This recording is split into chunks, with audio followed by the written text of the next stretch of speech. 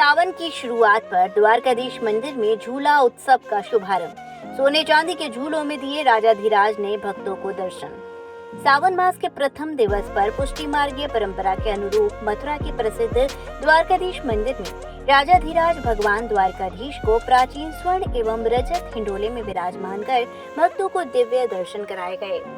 झूला उत्सव के शुभारंभ के साथ ही मंदिर परिसर जय द्वारकाधीश के जय घोष से गूंज उठा और बड़ी संख्या में श्रद्धालुओं ने दर्शन कर पुण्य लाभ प्राप्त किया।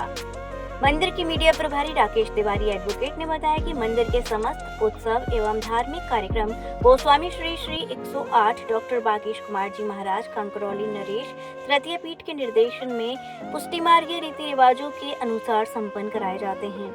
उन्होंने बताया कि सावन मास के आगमन पर ठाकुर जी को सर्वप्रथम प्राचीन स्वर्ण एवं रजत हिंडोलों में विराजमान कराने की परंपरा है। पूरे सावन माह तक प्रतिदिन ठाकुर जी विभिन्न मनोहारी हिंडोलों में विराज कर भक्तों को दर्शन देंगे, जिससे मंदिर में भक्ति उल्लास और उत्साह का वातावरण बना रहेगा।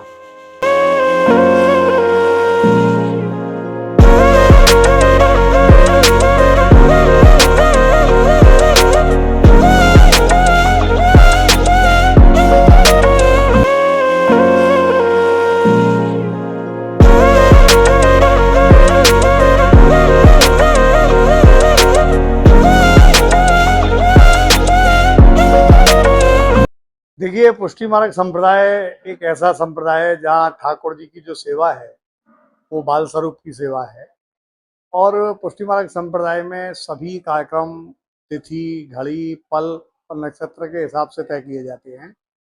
पुष्टि मार्ग संप्रदाय के ठाकुर मंदिर द्वारकाधीश के जो वर्तमान पीठाधीश्वर हैं श्री श्री 108 डॉक्टर बागेश कुमार जी महाराज, उनके द्वारा पूरे श्रावण मास के और जन्माष्टमी तक के सभी कार्यक्रम निर्धारित कर दिए गए हैं। जैसा कि आपने देखा, एक बाकायदा बोर्ड लगा हुआ है, पर्चे पे भी उसके वितरण हो रहा है। तो श्रावण मास की प्रतिपदा अर्थात आज पहला दिन, आज के दिन ठाकुर जी स्वर्ण और रजत हिंडोलों में विराजमान हुए और श्रावण मास प्रारंभ हुआ।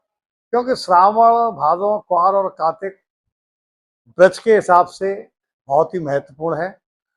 मान्यताओं के अनुसार भगवान कृष्ण के माता पिता को जब तीर्थ करने की इच्छा हुई तो भगवान कृष्ण के द्वारा सभी तीर्थों का आह्वान कर कर ब्रज में विराजमान किया।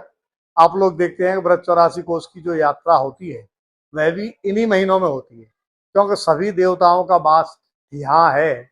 और मान्यता और ठाकुर जी को मानने वाले लोग जब यहाँ आकर, जो लोग अपने घर से सब्जी खरीदने पैदल नहीं जाते, वो 10-10, 12-12 किलोमीटर पैदल चलते हैं, पंडाल में वास करते हैं, अपने हाथ से भोजन बनाते हैं, तो ये एक भक्ति का ही रूप है। हम बात कर रहे हैं पुष्टि मार्ग संप्रदाय की। तो हिंडोले आज से प्रारंभ हुए। मंदिर का जो कार्यक्रम निर्धारित हुआ है उसमें प्रतिदिन 5:10 से 5:40 ठाकुर जी विभिन्न हिंडोलों में विराजमान होंगे। जैसे आज स्वर्ण रजत हुए, कल फिरोजी है, उसके बाद गुलाबी मखमल है। इस विभिन्न प्रकार के हिंडोलों में ठाकुर जी को विराजमान कराया जाएगा।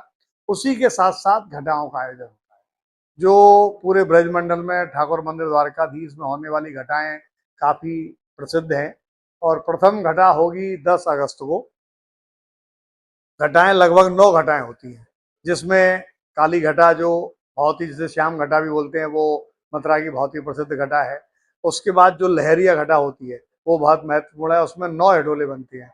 घटाओं के बारे में लोग जो नहीं जानते हैं वो पूछते हैं, भाई घटा क्यों बनती है, घटा का क्या महत्व है।